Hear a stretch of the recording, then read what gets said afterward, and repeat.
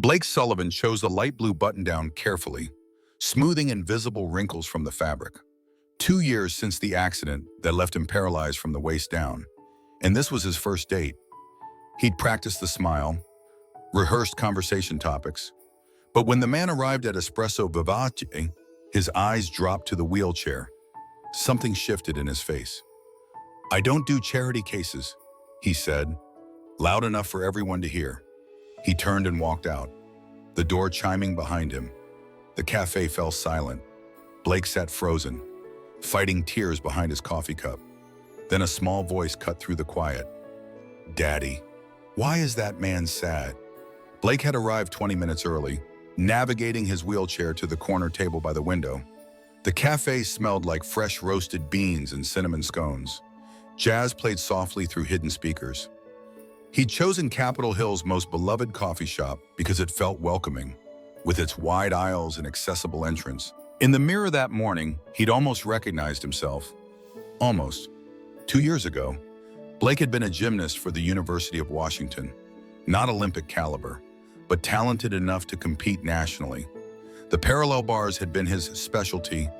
He'd loved the feeling of control, of defying gravity with nothing but strength and precision. Then came the fall during practice. The wrong angle, the wrong landing. The doctor called him lucky to be alive. Lucky felt like the wrong word during months of rehabilitation. The Cascade Center had taught him to navigate the world from a wheelchair, but they couldn't teach him how to feel whole again. His online profile didn't mention the wheelchair. He'd told himself it wasn't dishonest, just strategic. He'd planned to explain in person, to let his date see him as a person first.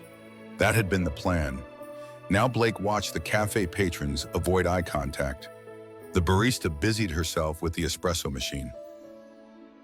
He should leave, wheel himself out, pretend this never happened. Add it to the list of things he'd learned to swallow since the accident.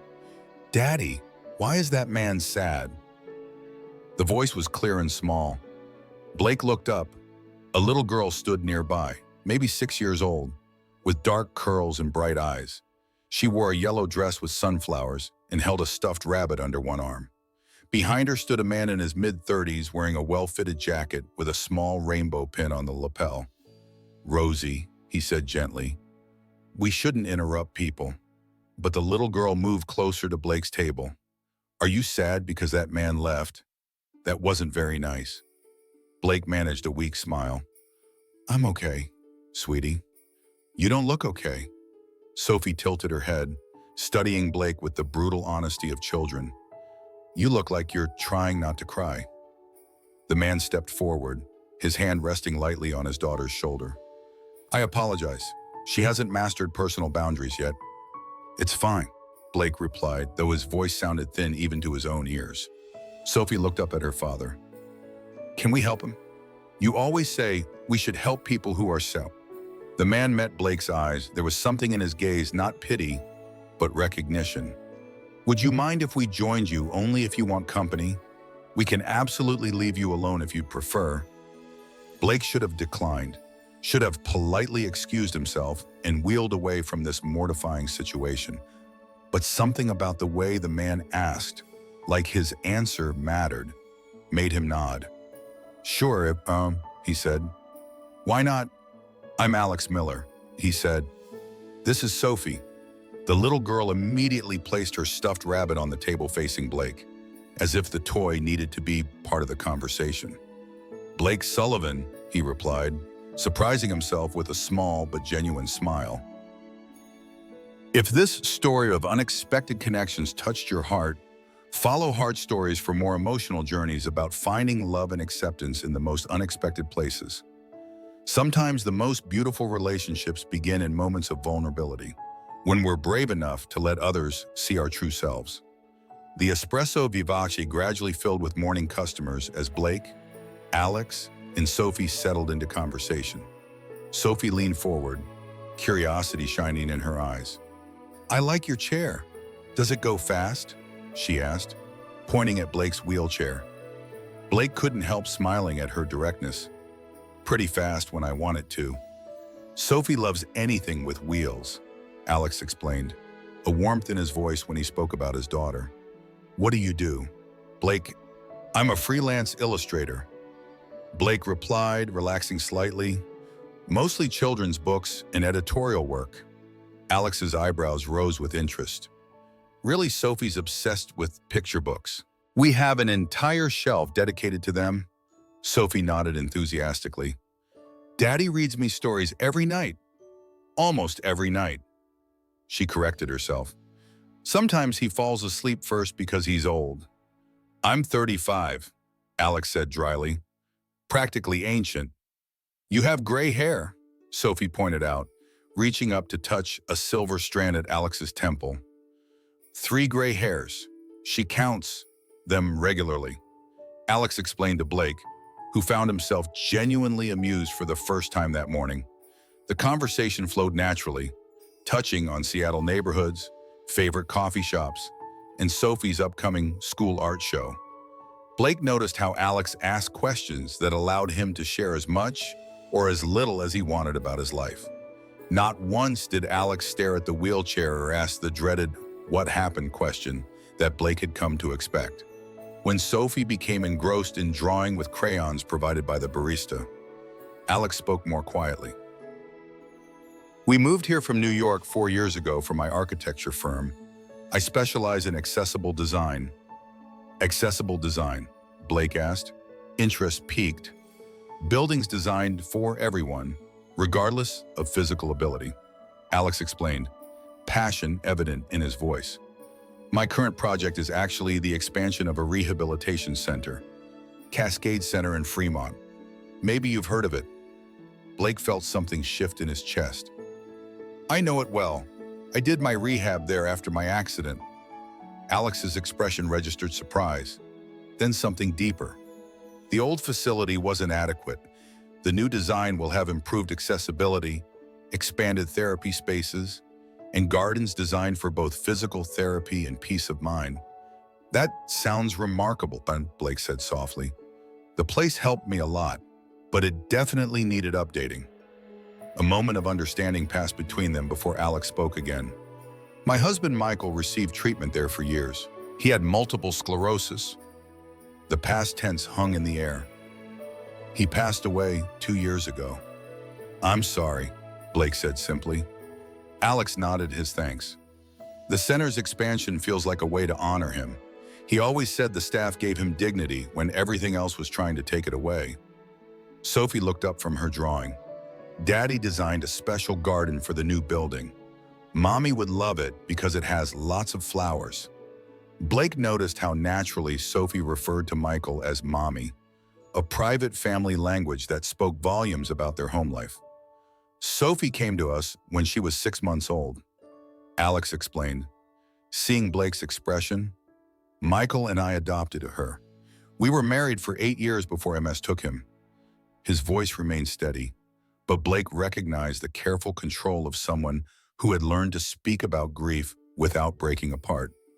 Sophie pushed her napkin across the table. "I drew you a picture.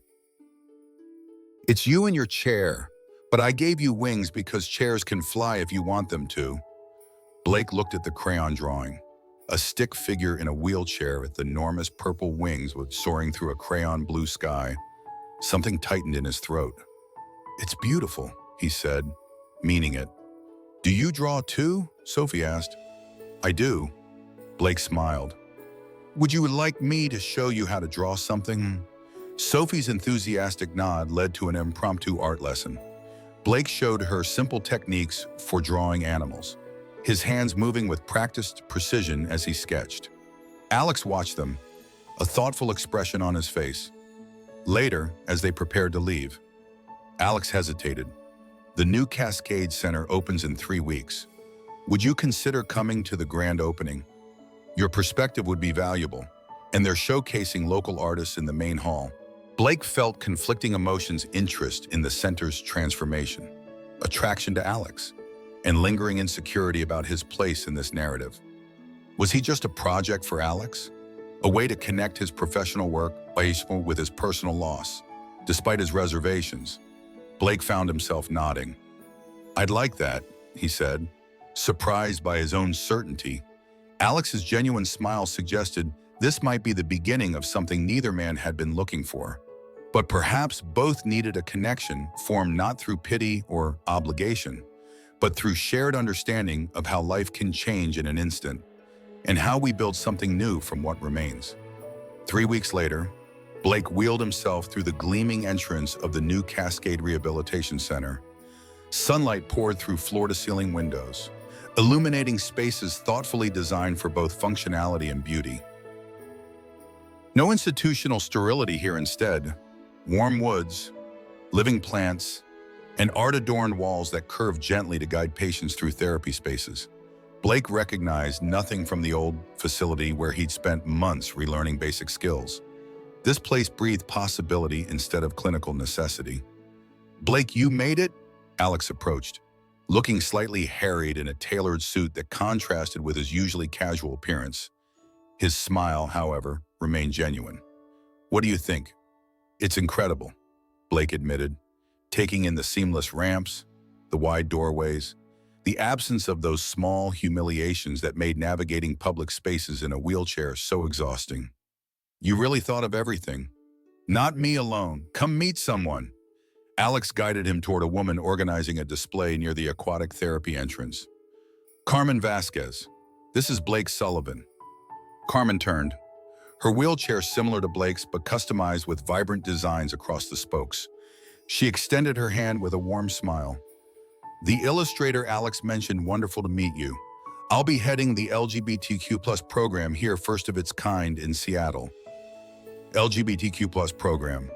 Blake glanced at Alex, who nodded. "Carmen's pioneering therapy approaches, specifically addressing the unique challenges faced by queer individuals with disabilities," Alex explained. "The intersection of identities often means double discrimination." "Tell me about it," Blake murmured, instantly connecting with Carmen's understanding nod. "Double invisibility, double assumptions." Carmen agreed. "That's why we're creating this space. Healing happens differently when you don't have to explain fundamental parts of yourself." The opening ceremony proceeded with speeches Blake barely registered, his mind spinning with revelations.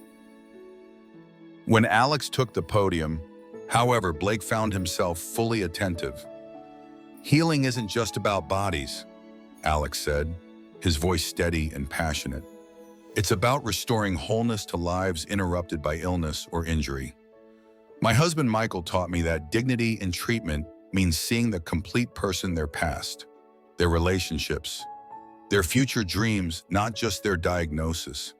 Blake watched Alex speak, seeing new dimensions to the man he'd met in the cafe. This wasn't charity work or casual philanthropy. This was deeply personal mission, born from love and loss. Later, over lunch at a nearby Tom Douglas restaurant, conversation flowed easily until Alex made his confession. "I need to tell you something," he said, setting down his fork. "When I saw you at the cafe that day, I recognized you, not from before, but from here, from the old center.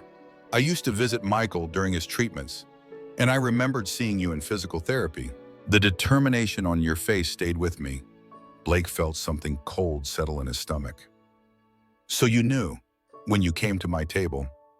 "Yes," Alex met his eyes. "But that's not why I approached you." "Right," Blake set down his napkin.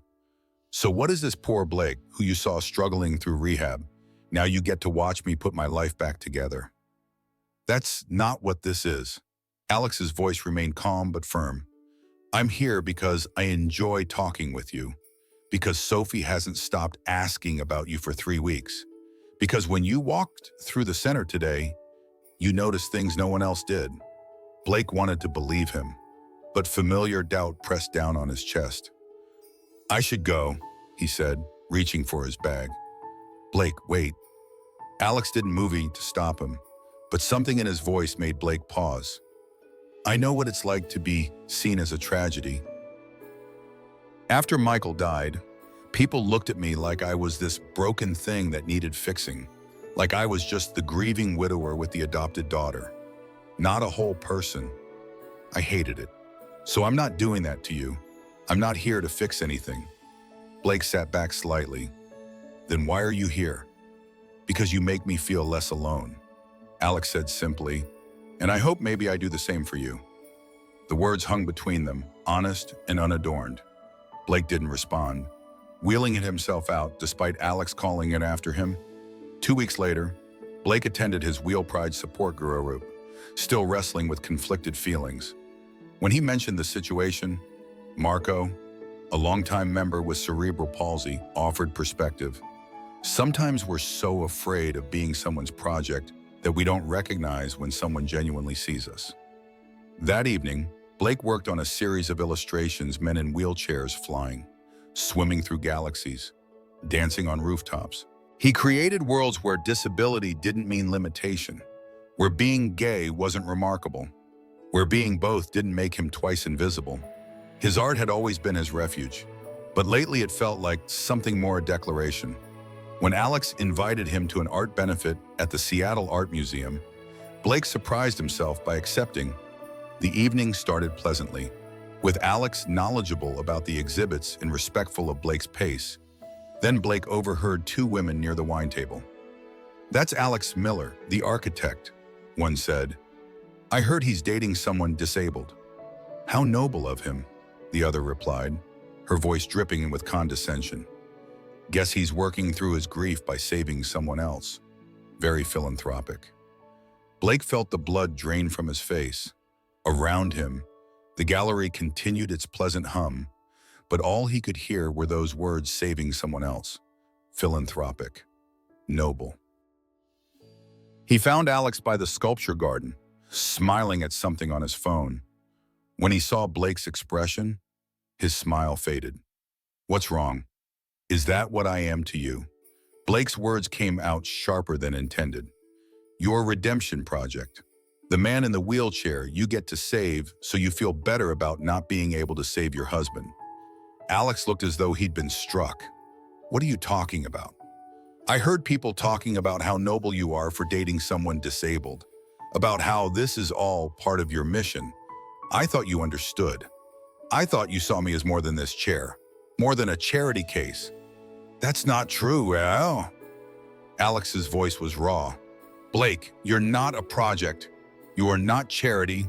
You're someone who makes me laugh, who calls me out when I'm being pretentious, who taught my daughter that art can make invisible things visible." But the damage was done. Blake left, ignoring Alex's calls in the days that followed, burying himself in his artwork and trying to convince himself he'd made the right choice by protecting his heart. Sometimes the deepest wounds come not from those who reject us outright, but from the fear that those who claim to accept us might be doing so for the wrong reasons. Learning to trust after experiencing discrimination requires extraordinary courage, not just from those who have been hurt, but also from those reaching out across the divide. The package arrived on a Tuesday morning. Blake stared at the brown paper wrapping, recognizing Alex's handwriting on the label. For a moment, he considered returning it unopened, but curiosity won. Inside was a wooden box with his name carved into the lid. The contents made his breath catch: 3 professionally printed and bound children's books. The illustrations were his own, the sketches he'd been working on and had shown Alex, transformed into beautiful stories. The first book told the tale of a man in a wheelchair who discovered he could fly when he stopped trying to be like everyone else. The second featured a wheelchair user climbing mountains because, as the text said, altitude doesn't care how you get there. The third explored finding strength in unexpected places, illustrated with quiet dignity and surprising humor. At the bottom of the box lay a letter in Alex's neat handwriting. "Blake, you once told Sophie that sometimes the most ordinary things require the most extraordinary courage. I wanted you to see what I see when I look at your art. You didn't just inspire me, you created a world my daughter can see herself in, where differences aren't disabilities but doorways. I'm not asking you to come back. I'm just asking you to know that you were never a project. You were always just Blake. And that was always more than enough. Alex." Blake sat on his apartment floor with the book spread around him, tears coming not from sadness, but from relief, the kind that arrives when you have been holding something tight for too long and finally let go. He picked up his phone and typed a simple message. You didn't fix me. You made me feel whole. The response came within seconds. Coffee tomorrow, just us. No gallery, no audience. Just two people who see each other. Blake smiled through his tears. Just two people, he typed back. I'd like that. They met at Espresso Vivace, where everything had started. Blake arrived first, choosing a different table, one in the middle of the room instead of tucked in the corner. He wasn't hiding anymore. Alex walked in carrying two cups, sliding one toward Blake as he sat. I know you prefer their espresso, but I also remembered your secret addiction to the vanilla lattes next door, so I hedged my bets. Blake accepted the cup, touched that Alex had remembered such a small detail from a passing conversation weeks earlier. Thank you, he said, for the coffee and for the books. Sophie's been sleeping with hers under her pillow, Alex said. She makes me read The Flying One every night, sometimes twice. He paused. She's the reason I had them made. She asked why your drawings were just on paper when they should be real books. I didn't have a good answer. I'm sorry for what I said at the gallery, Blake said quietly, about you trying to save me. You weren't entirely wrong, Alex admitted. After Michael died, I did throw myself into projects, the center, work, anything that felt like forward motion. But you were never one of those projects. You were something else entirely. What was I then? Alex took a breath. The first person in 2 years who made me feel like maybe I could be more than just a grieving father trying to hold it together. You saw me as a whole person, not the widower, not the do-gooder architect, just Alex, the guy who drinks too much coffee and falls asleep during bedtime stories. Blake felt something in his chest crack open. I've spent 2 years waiting for people to see past the wheelchair, to see Blake instead of the disabled guy. And when you actually saw me, I panicked because if you really saw me and still chose me, then I couldn't blame the wheelchair anymore for keeping people away. I'd have to actually be vulnerable. Vulnerability is terrifying, Alex agreed. So is this, Blake gestured between them. Whatever this is becoming, what do you want it to become? The question hung in the air between them. Something real, Blake finally said. Not you rescuing me, not me being your inspiration, just two people who choose each other. Alex reached across the table, his hand palm up, an invitation rather than a demand. Blake placed his hand in Alex's. Just two people, Alex said. I can do that. The weeks that followed weren't perfect. Blake had moments when old fears resurfaced, when he wondered if he was too complicated, too much work. Alex had days when grief for Michael hit unexpectedly, and he withdrew into himself. They learned to navigate these moments together, giving space while staying connected. Sophie remained the heart of their relationship, insisting that Blake come to her 7th birthday party and declaring that all my favorite people have to be there. Blake helped decorate, hanging streamers from his wheelchair, while Sophie supervised with the serious expression of a project manager. Higher on the left, she instructed. It has to be perfect. You're a tough boss, Blake teased, adjusting the streamer. Daddy says I get it from Mommy, Sophie replied, matter-of-factly. He says Mommy always knew exactly how things should be. Well, Blake had learned more about Michael over the months, how he'd been an elementary school music teacher, brilliant with children, patient in ways Alex admitted he wasn't, how he'd fought MS with grace, but also fury, refusing to let it define him until the very end. I think your mommy would be proud of you, Blake said gently. Sophie considered this seriously. Daddy told Grandma that you and Mommy would have been friends. Something warm spread through Blake's chest. Alex appeared in the doorway, carrying a box of party supplies. Are we talking about me? He asked. Blake says Mommy would be proud of me, Sophie announced. Alex's expression softened. She absolutely would be. You're just like her in all the best ways. He caught Blake's eye over his daughter's head, and the look they shared held layers of understanding. This wasn't about replacing anyone, but about making room for something new while honoring what came before. Through Alex and Sophie, Blake began to see that healing wasn't about returning to who he was before the accident, but about becoming someone new, someone who could embrace both his limitations and his possibilities. And through Blake, Alex and Sophie found that grief didn't have to be the end of joy, but perhaps the beginning of a different kind. The journey of acceptance is never a straight line.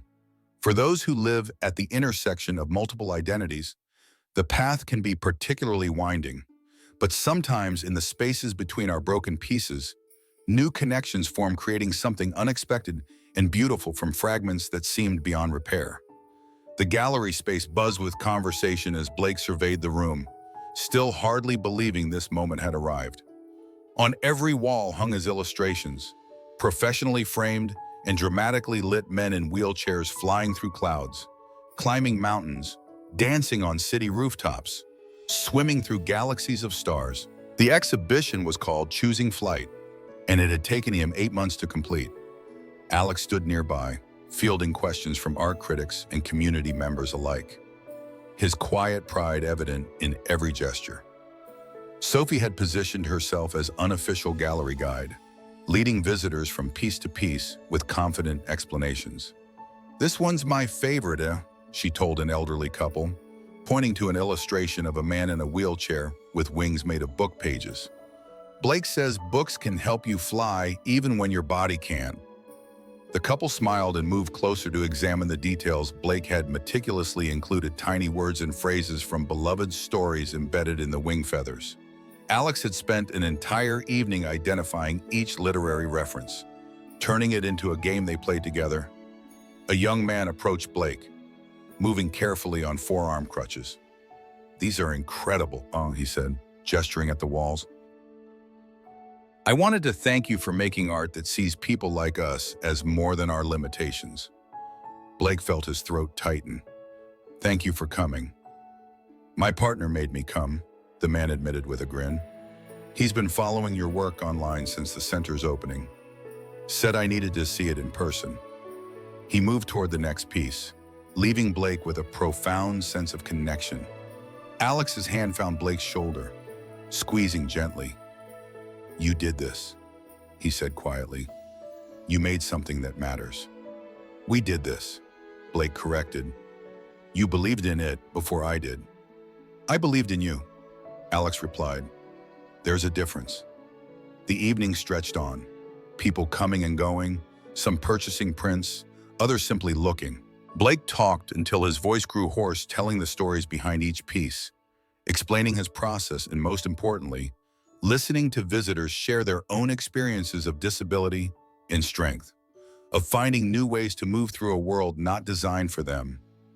Near closing time, when most of the crowd had dispersed, Sophie tugged on Blake's arm. "Can I show you something?" She led him to a piece near the back of the gallery, one Blake had almost not included.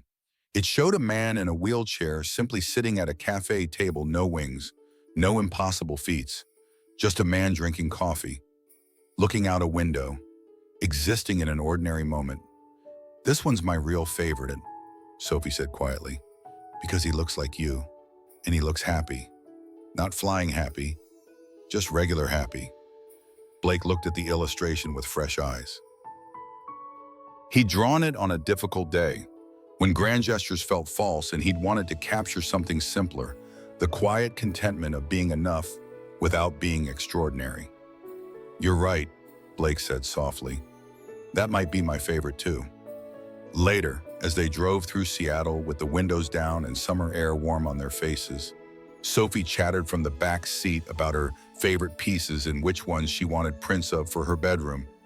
"All of them," she decided finally, yawning. "I want all of them."